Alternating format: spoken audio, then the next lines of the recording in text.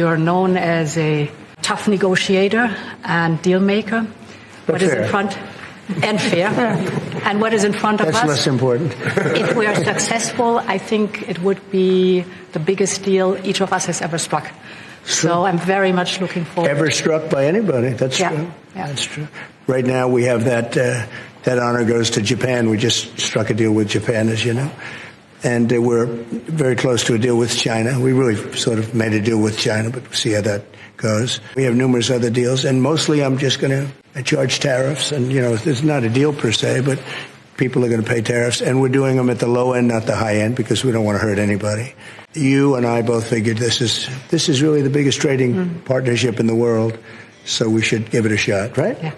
Very much looking forward to that. Oh, thank you very much. I do, too. Well, you know, we gave $60 million 2 weeks ago, and nobody even acknowledged it for food. You really at least want to have somebody say thank you. No other country gave anything.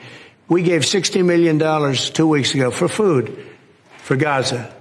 Nobody acknowledged it. Nobody talks about it. And it makes you feel a little bad when you do that, and, you know, you have other countries not giving anything. None of the European countries, by the way, gave. I mean, nobody gave but us. And nobody said, gee, thank you very much. And it would be nice to have at least a thank you. And I took a lot of heat. You know, when I do that, a lot of people aren't happy about that because they say, well, why are we doing it and nobody else? But I think we had a humanitarian reason for doing it. What's going to happen? I don't know. I can tell you that Hamas, as I said, would happen at the end. You know, we've gotten back a lot of hostages, a tremendous number of hostages, most of them.